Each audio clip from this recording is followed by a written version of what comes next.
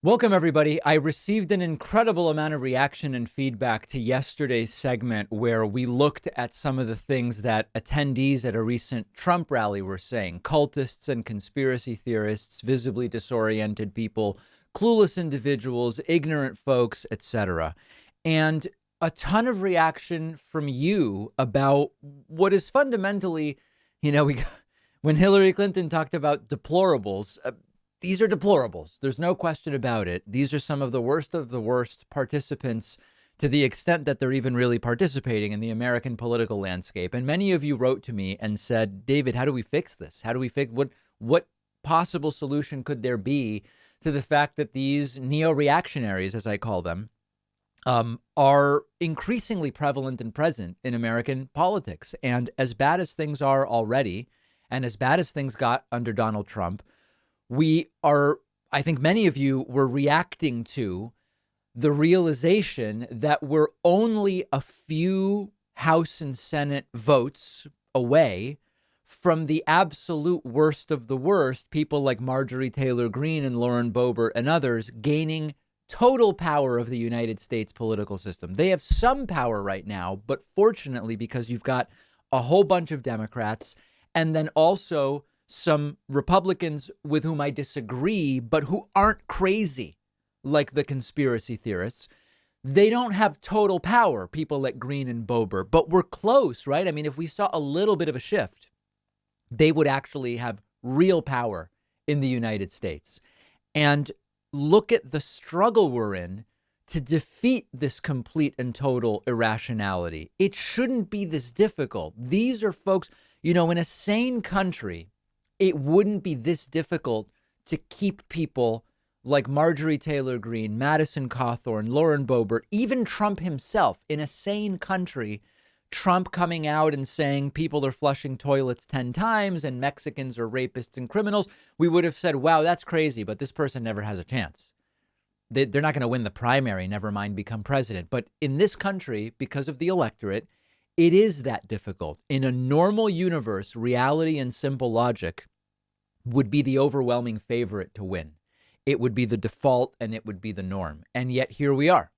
We're teetering, really, on the brink of becoming a country run by people who believe our major problems are Satan worshiping politicians and celebrities, having to flush toilets 10 to 15 times, theories that aren't even being taught to kids at school, being public enemy number one, athletes who kneel, whether M&Ms are attractive enough to a Fox News host, supposed socialism and communism, a couple of Dr. Seuss books that are being taken out of circulation, Bill Gates, adrenochrome, Mexican refugees and immigrants and their children, climate change mitigation as the enemy, not as something that we need to do, but that's the enemy.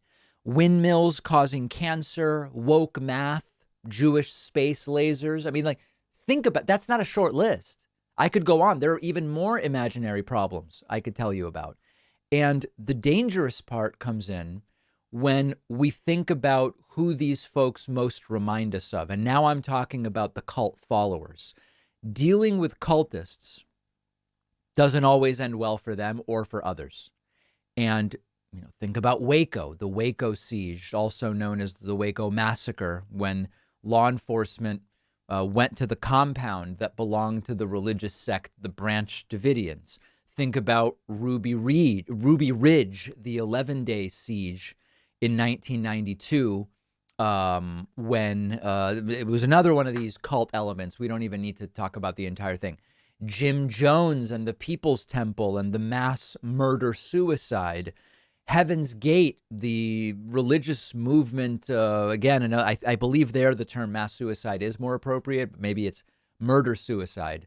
Donald Trump got like 47% of the popular vote in 2020. If we imagine that half of those voters are cultists, you're talking about 35 million people. If you say, well, only a quarter of them are real cultists, it's still 17.5 million people. If only an eighth of them are cultists, it's still close to 10 million people. So the main question that many of you are concerned with, and you keep asking me, is how do we defeat the insanity? We all know that with the Republicans and these neo-reactionaries, it's all ignorant, unthinking projection and hypocrisy and double standards. But we know that just pointing out, hey, that's a double standard. Like, you say you're against regulation, but now you're saying regulate social media and regulate businesses by telling them you can't require vaccines. It's a double standard. That doesn't work. They don't care. It's a feature, not a bug, that they claim these are our principles, but they abandon them as soon as it's inconvenient. You can't really use their own arguments against them because they don't care. So is the solution to instead focus on how these people bring no solutions ever? They just attack imaginary problems. Maybe that should be the focus. Tell us exactly how you would do X. And they don't, and they can't, and they have no ideas. Maybe that's the approach. I don't know. But think about what a country run by these people would look like. It would, without a doubt, be essentially a white Christian, heterosexual, reactionary, right-wing country, period.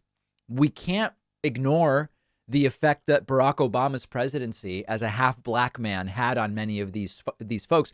As upset as they were that a liberal black man was in the White House, we saw that they immediately had to start manufacturing stories about Obama's character flaws because fundamentally it was never about policy. Oh, he went to a church that we don't like. Look at the people Trump's associated with. He wore a tan suit. He's an elitist who wants Dijon mustard. He wasn't born here, birth certificate, etc. And what Donald Trump did, he didn't create these people, but the Trump White House gave these people the language to express their reactionary nature with some plausible deniability that they had been searching for decades. For so long, they couldn't say the things they were really thinking because they were so vile and disgusting and xenophobic and racist and whatever. And Trump provided them a language that includes America first, dealing with immigration, we're going to fix trade, all of these different things that gave them the language to say the things they had been thinking a long time without being totally branded as what they actually are. Just remember, they don't want to talk to each other and actually have the open dialogue on ideas they claim they want to have. What they actually want is to impose their ideas from above and silence everything else while claiming that they are for free speech. That's what a lot of the battle on social media is right now. Their priority is own the libs, suffocate the ideas of the libs, and that's the ultimate goal. It's to silence. And at the end of the day, if they get their way, where do they imagine everybody who isn't like them will go? Like, in their vision of America, do the people they don't like stay with some kind of second tier status? Well, that's horrifying. Do they imagine everybody else leaves a peaceful segregation, as some white nationalists talk about? I don't know. You can't possibly come up with an answer to that type of question when you're not dealing with rational human thinking individuals to begin with. And at the end of the day, politics requires some compromise and it requires some rationality. But these neo-reactionaries believe that they are acting, some of them believe they're acting literally in the name of God. With others, it's a pseudo deity that's at the head of their cult. It could be Trump or it could be Marjorie Taylor Greene or whoever. So they won't compromise. They can't compromise. And I'm as scared as you are about the path forward. If you have some idea about how to productively deprogram these people, I still want to put together what might be some kind of coherent strategy. Let me know. One of our sponsors is Blinkist, who's been supporting the David Pakman Show longer than any other sponsor. Blinkist is the app that lets you listen to or read an entire nonfiction book in just 15 minutes. Blinkist is the way to absorb those books you can't make time for. Blinkist takes top nonfiction titles, pulls out the book's key takeaways and insights, and gives it to you in the form of a text or audio explainer that you can consume in 15 minutes. With Blinkist, now you actually do have time to learn about all the things you've been wanting to tackle. On the Blinkist app, I just listened to This Is Your Mind on Plants by the great Michael Pollan.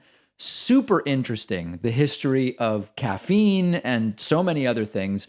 Blinkist has you covered on podcasts too. Blinkist takes long episodes of popular podcasts and distills them into audio you can listen to in 15 minutes.